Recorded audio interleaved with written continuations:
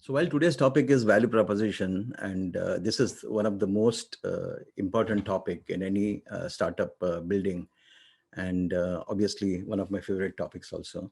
But what I'm going to do is, before jumping into value proposition, I'm going to talk a little bit about startup basics, okay? Because I think unless you understand that startups are a different kind of business than the conventional businesses that we build, and that is the differentiation that you have to bring, because that is what will excite the investors. If you're a regular linear business, the investors will never get excited with your pitch. Okay, so I'll talk briefly about the startup basics. I will also tell you, what is your goal in your early stage startup? Where do you have to go? So, once you know that this is my goal, you will be completely focused on driving towards that goal. Okay, and I basically spoke in my last session briefly about the three aspects of the business model: the desirability, the feasibility, and the viability. Okay, so this entire thing bundles into an innovative business model. Okay, so as we progress, you will see that it's a step by step build. Okay, from value proposition, you will start building various aspects of business model, and eventually, we are going to challenge you with your business model. Okay, because that is required. You have baked a business model, it may not be the best of the business model. So we are going to challenge you, and I'll show you ways to rethink business models, and there are simple exercises which will help you do that and evolve into a much better startup. Okay, so with that, let me start with sharing my screen. So I'm going to start with startup basics, and when you look at your business, you have to see it from very different angles. Okay, to qualify it as startup. So is it a startup or a business? So are you really a startup? That's the question. So startup entrepreneurship is the process of creating something new. Okay, something unique, and it's very much unlike the regular business. Okay, because it is always based on risk and rewards, which are far more than in a conventional business. So startup is about challenging the status quo. Okay, so you will usually find that people are rooted in their comfort zone and do not like to change. Okay, so you are going to disrupt the status quo and say that, okay, you have to move from your comfort zone and come and accept my solution. Okay, so this is how the startups work. They will challenge the status quo. It takes courage to go against status quo. Okay, because there will be a lot of pressure on you. Why are you trying to do this something different? Okay, focus on short term and what is working. Why do you want to change the paradigm? Okay, so that brings us me to paradigm shift. So paradigm is nothing but it's a multitude of habits or conventional way of doing things or conventional approaches. So when we say paradigm shift, does your solution bring about a fundamental change in the approach? Does your solution bring and challenge the underlying assumptions? Okay, so that is what we mean by paradigm shift. Almost always, a startup will cause some sort of market disruption.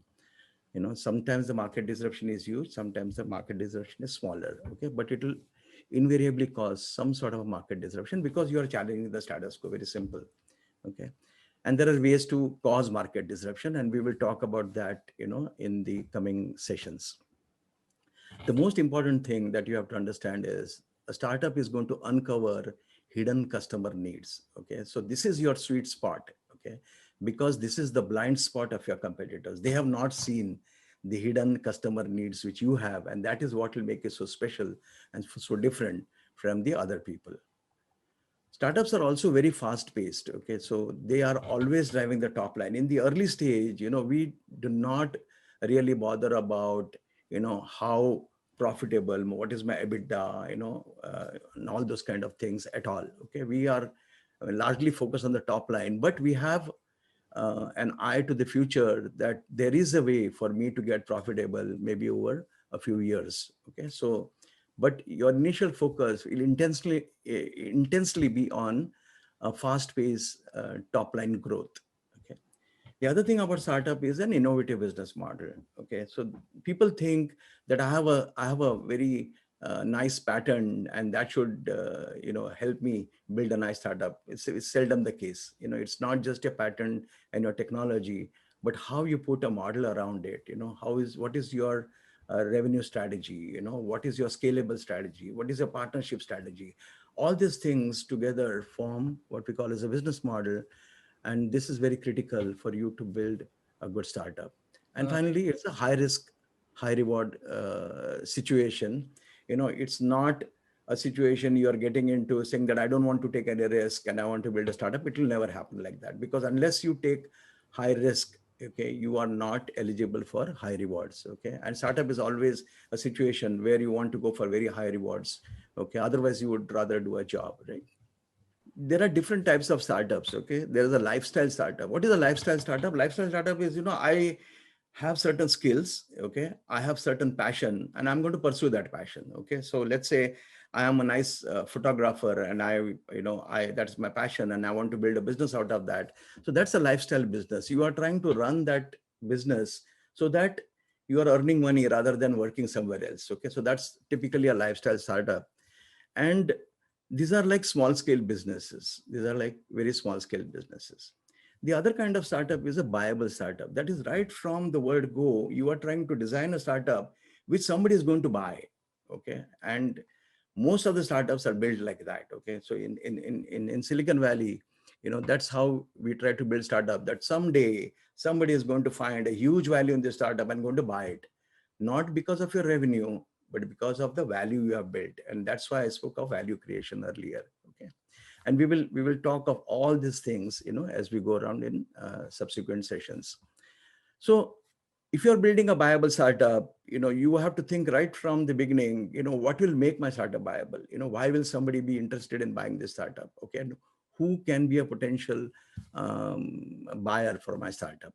Okay, then there are high growth startups. Okay, so high growth startups can become viable, or high growth startups can remain high growth by themselves. Okay, so if you look at startups like Uber, Airbnb, and so on, Ola, and so on, these are all high growth startups. Okay, so they are designed for very high scalability, and they require a huge amount of investment also to get there. Okay, so so high growth startups will have very, very non-linear approach. They are very innovative, they challenge the paradigm, they cause huge market disruption.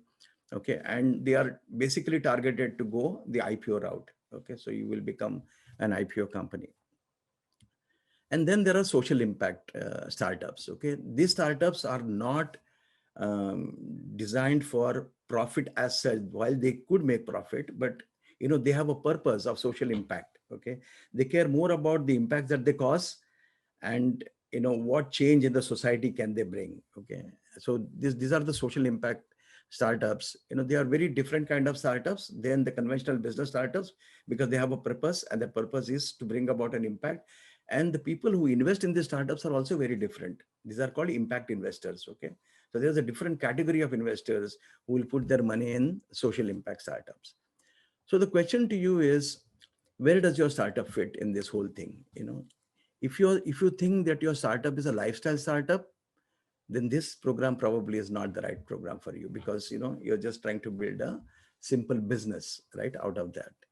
But if you're trying to build a startup which is high growth, or which has social impact, or which is a startup like which is buyable, which a big company is going to buy, okay, and that is how you will exit the startup. Because most of the founders, who do these buyable startups, do not have the DNA or the ability to run very large companies. Okay, because they don't come from that background. So their game is only bring the startup to a certain level. Maybe another company acquires it, which has that kind of expertise, and then they will drive that startup. Okay, so that's how those startups get designed. So you have to think now, all of you, where does my startup lie in this category, or how do I want to build my startup? Do I want to build a startup so that in maybe 4 or 5 years time it will get bought by somebody? Do I want to build a startup which I will run for 10, 15 years, it will go IPO and it will keep scaling? Or do I run, or is my startup a social impact startup that is more causing an impact on society, on farmers, let's say, or people at the bottom of the pyramid and so on? Okay. Now, when you look at an early stage startup cycle, I spoke about desirability, feasibility, and viability. So if you look at the journey, you start with an idea and you see that there is a fit between the customer and the problem. Okay, so you might discover a problem that needs to be solved, and then you will also discover which customer is more keen on getting that problem solved. Okay, so in that segment you will try to find a subset of the customers which are the right targets for you. So that's what we call as customer problem fit.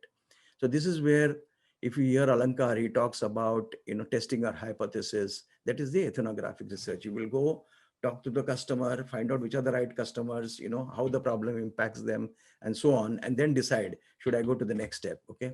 So once you have identified the problem to solve, now you will look at, does my solution fit the problem? Okay. So there are 10 different ways to solve the same problem. Am I solving it the right way? Now this is again your test with the customer. And very often what we do over here is go with a minimal viable product, or go with some sort of a presentation to run by the customer to see whether they really see value in the way we are solving the problem, because they might have different expectations of getting the problem solved. Okay, then you go through this iteration, because you will go through it multiple times to understand which is the right way to solve my problem, and say, okay, now I'm ready to solve my problem, now I'm ready for it.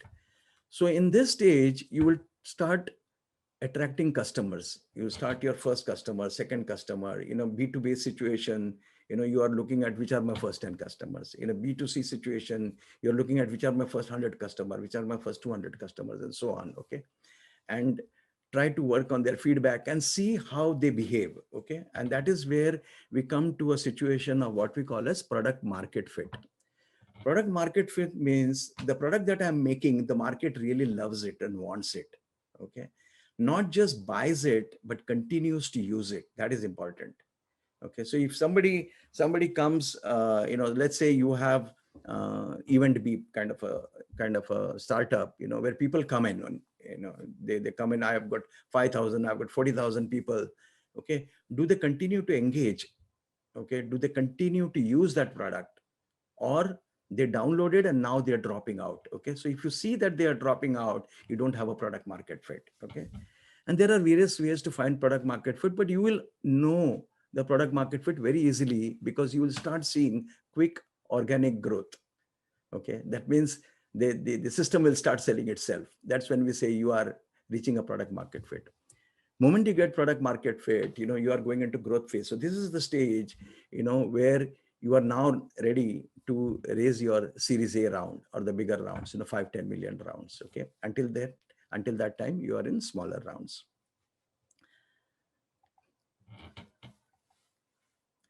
So product market fit is the key over there. So when we talk of product market fit, till you get to product market fit, it's a different situation. You will keep learning fast. You'll keep changing your startup, the way the product is structured, the customer segments. You will keep iterating on that very heavily. Okay, you will look at newer markets.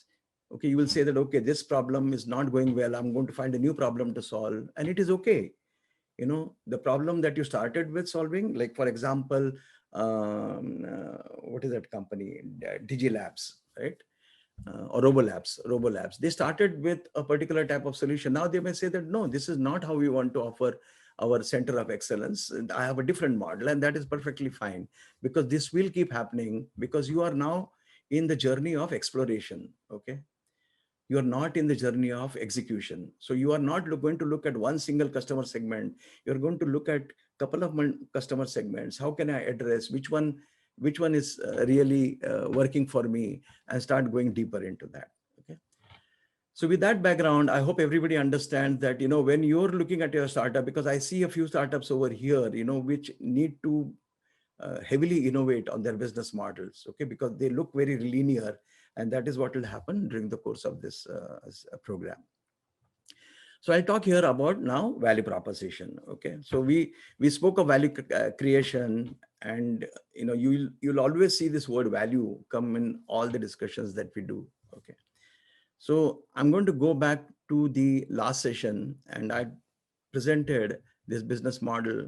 Okay, so in the last session, what we were trying to do was we acquainted you with business model. Okay, we never hoped you will solve the business model in its entirety.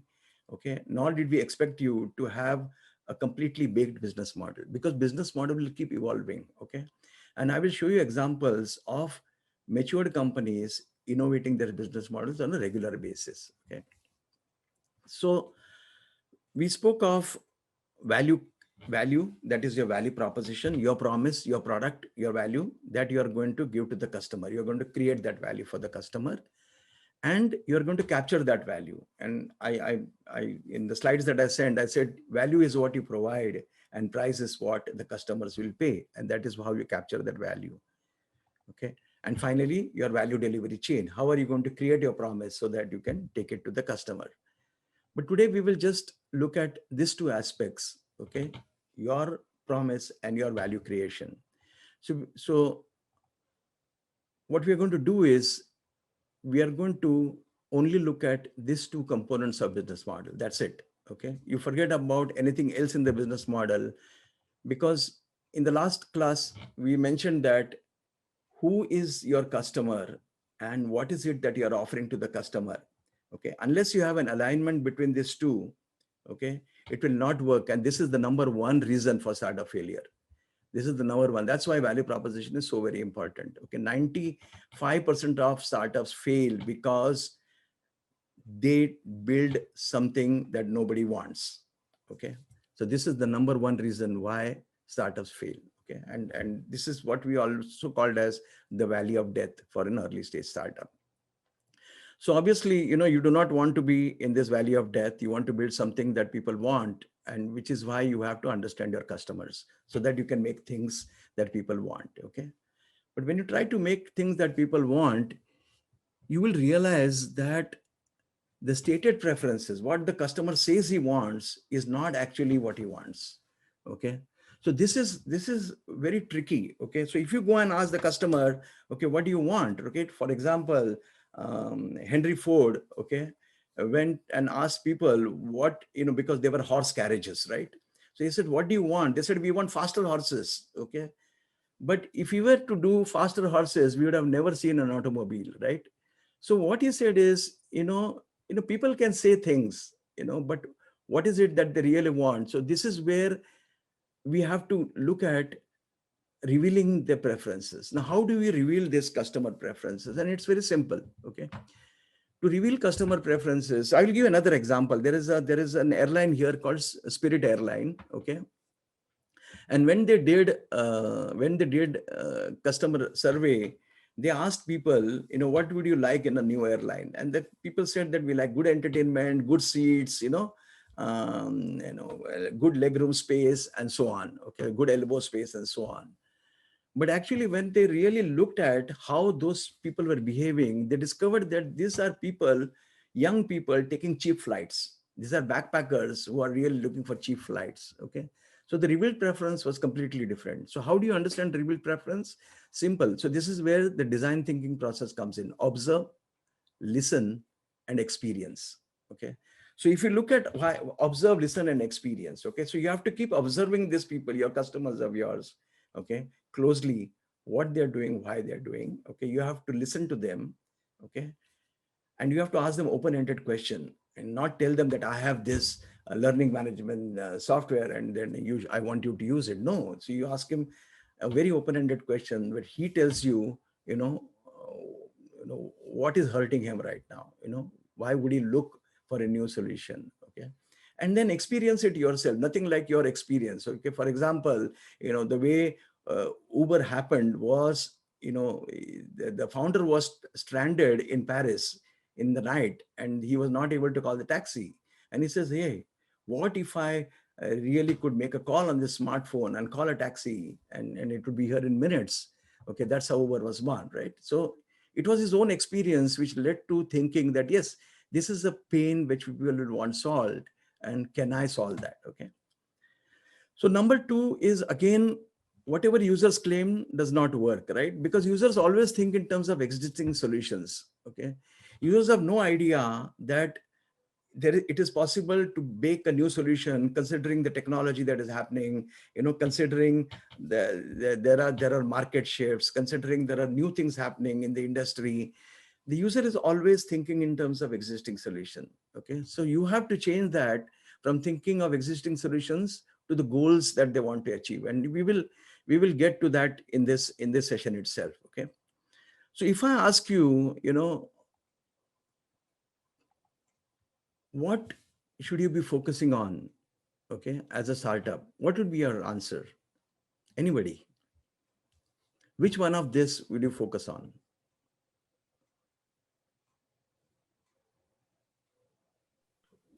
Second one. Sir, ask what user want. Okay, anybody else? Matching market trends. Okay, anybody on developing the product? No, because that's the last thing you will do, right? You will first, so logically you are saying asking what the users want, but I said just now, if you ask users what they want, those are stated preferences. They will not relieve what the users actually want. And never go on the market trend. Okay, never do something because you are seeing a market trend and everybody is, because you're flocking there. Okay, you want to be different from people. You want to observe things which the general market is not observing. Okay, and you will ride on that trend, but you will not be driven by the market trend. Okay, so none of these things are correct. Okay, so what you want to do is you want to understand what the users want done with what you are going to offer. Okay, what is the job that they want done? Okay, so the focus should always be on the job that the user will want done. Okay, I will take an example over here. Very quickly. So you are always thinking in terms of product. That's why you are saying, what the users want, what are the market trends. No, okay. Your customers or your students, want textbooks. Okay, that's a product. Your customers want a taxi, right? So that's a product that you are, or service that you are going to offer the customer. But try to go beyond that and see what jobs your customers want get done. Okay. So your customers are students who want to learn a subject. So it's not about textbook. They want to learn a subject, and there are various ways for them to learn a subject, and textbook is not the only way. Okay. So with the new technology, is there another way for them to learn a subject rather than going to textbooks? The answer is yes, right? That's why you see all these edutech startups coming up. Your customers want a taxi. Does he really want a taxi? No, he wants to go from one place to another without using a public transport. That is his goal. That is the job that he wants to get done. Okay. So this is how you will end up uncovering the unmet needs. Okay. For example, your students who want to learn a subject, what is their challenge? What is their problem? Okay. What is their unmet need? They are frustrated with textbook. When they have a question, there's nobody to answer. Okay. So how are you going to find something that will teach them that subject and answer their questions, whenever they want? Okay. Maybe you have a chat bot attached to your video session that you can ask questions and the chatbot is going to answer that question. Okay. I'm just throwing ideas up in the air, right? The other thing is customers want to go from one place to another. So what is their unmet need? Yeah, I'm frustrated. I have to stand on the road. I cannot call the taxi. I don't have the number to call the taxi and it is late in the night. How do I get home now? Okay. So it's my frustration, or I have to wait too long. I call the taxi, I have to wait too long. So these are my frustrations. And this is what is what you want to find out, right? So to uncover the unmet needs, you have to observe, you have to listen, and you have to experience. Okay. So if you look at the jobs, like I said, students want to learn a subject. The job is the same. Since we were kids till now, it's the same job. We want to learn a subject. How we learn a subject, it has changed over a period of time. Okay. Earlier we had only textbooks. Then we had these guides. Okay. Navneet guides and so on. Okay. Then people started offering these textbooks on Kindle. Okay. Then people started offering videos. Ultimately it's the same thing that you want done. You want to learn the subject, but there are various ways to get the job, and that is where your startup comes in. What is it that I can do differently and help the customer do that job in a much better way? So I will take an example of the music industry. Okay. So what is the job that the customer wants done over here? He wants to listen to music. Okay. Throughout, nothing has changed. All that he wants to do is listen to music. But earlier, he had this gramophone, okay, because that was the technology. Okay. Then came the tapes. So he said, okay, I want portability now. I cannot carry this, but I want to carry music. So then came the portability, right? He could carry the music because of the tapes. So that is the innovation that happened. Then he wanted random access, so came the CDs, right? So he could play any number anytime. The tapes were sequential. So he could randomly play any number. And honest to God, for my generation that has gone from gramophone to tape to CD, what a joy it was to see that CD, right? When I could play any number and not just go through sequentially and skip, skip, skip. Okay. And then came your iPod. Okay, what is iPod? 4,000 music songs in your pocket or 5,000 songs in your pocket. It's a digital media, right? What is the job to be done? Listen to music. But now the user aspirations have changed. Okay, the user requirements changed. Okay, now they know technology can enable it. So why can't I carry music in a very small device and carry it with me? Again, users' aspirations continue to increase as you have new generations coming, as you have new technologies coming. People's aspirations change, right? So we came to Spotify. What does Spotify offer you? It offers you library access. Okay, you don't have to buy anything. You have a complete library of the world music available to you when you want. Okay, so that's the streaming service of Spotify. So what did Spotify do? They disrupted the music industry. Okay, we can at some time, during the course of our program, see how such disruptions can occur. Okay, how music industry could get disrupted because all the music industry was trying to do was trying to hold very closely to their intellectual property. Okay, and Spotify just demolished that entire thing and said, okay, you take one-time license and let me pay uh, as much as the library use allows, as much as the library use, and I'll pay you per use there. Okay, so it changed the complete paradigm. So this is how you have to think also in terms of your startups. Okay, the other thing is you got to be you'll always hear how are you better than a competitor. It is not about the competition. Okay, the competition is irrelevant. What is most important to you is the goal of the user. Okay, it is not about the product. It is about the goal of the user that defines competition. Now I'll take an example. Okay, now if you look at Netflix, if you look at Netflix as a product, you will say, okay, Netflix competes with other movie streaming services or TV streaming services. Okay, but if you look at Netflix as an entertainment service, okay, what is the goal of the user? He wants to get entertained. Okay, then the competitor of Netflix is not just streaming services. His competition is also circus, magic show, talk show. All this become concerts. They all become his competitors. Okay, so understanding the goal of the user is far more important than just understanding your product. Now, when you talk in terms of users, if the user is going to pick your solution, okay, one thing is the user has certain functional criteria to pick your solution. Okay, so what is the task to be done? Okay, but there are two other things which are critically important, and that is emotional criteria and social criteria. And you will see some examples as we talk and why this is so very important when you craft your value proposition. Okay, these are the desires of the buyers. Okay, these are the desires of the organization that are buying, to be seen, and you have to understand those emotional aspects and those social aspects which are very important in buying your product. Okay, I will take an example over here. Okay, this is a skateboard, right?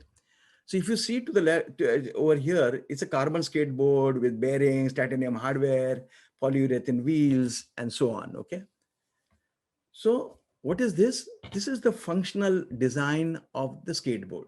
Okay, but that's not enough. He's not buying a skateboard for this alone. He's buying a skateboard because of this. Okay, so you had this functional aspect of the product, and this is the emotional and social aspect of the product. Okay, emotionally, I want to get kick out of the having that ride on the skateboard, and I want to show off to people what I can do with the skateboard. Okay, so those are the things that we will now talk about in our value proposition. So value proposition canvas, as you will all have seen, has two sides to it. One is called as the customer profile, another is called as the value map. Okay. So customer profile is the characteristics that the customer exhibits, or the characteristics that you try to learn in a customer profile that you are studying. So you will do this by observing the customer, by verifying with the customer, by making assumptions. Okay.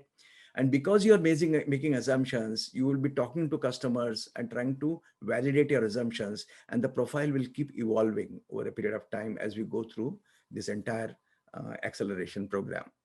Okay. And on the value map is your product basically. So what is the product that you are offering? What are the benefits that you have put in the product that meets your customer profile or the customer requirements? Okay. So the way we look at the customer profile is what jobs customer want done. Okay. So what are the customer jobs? So that's why a lot of emphasis are laid on that customer jobs. And when we take some examples, we will really look as to how to define those jobs. Okay. What are the pains the customer is facing in getting those jobs done? And while getting those jobs done, what are the gains the will wow the customer? Okay. So this is called as the wow factor that you want to put in the product. Okay. It is just not relieving his pain, but it's also creating some joy for the customer. Okay. So that he really likes your product. So that's on the right hand side. Okay. And how are you going to find it? Once again, observe, listen, and experience. Okay. Keep observing your customer, keep listening to them. And there is a lot of startups in Silicon Valley, particularly the startups that got acquired by a company like Cisco, are formed very interestingly over here. Okay. So these are people who work in Cisco, okay, who have studied their customer, who understand how the customers, who have observed their customers, who have listened to their customers, and now they leave Cisco, come out and start their own startup because they now know the entire customer profile who can potentially buy that. They build their startup in about 3-4 years. Cisco again buys the startup. Okay. Again, they work with Cisco for another 2 years. They quit because now they have learned something more, because customer needs are always evolving. They come again. And I have seen people do this at least 3 times in their lifetime like this. There are good examples here. Coming to the value map, this is your product basically. Okay. So you are not going to look at the value map without understanding customer profile. Okay.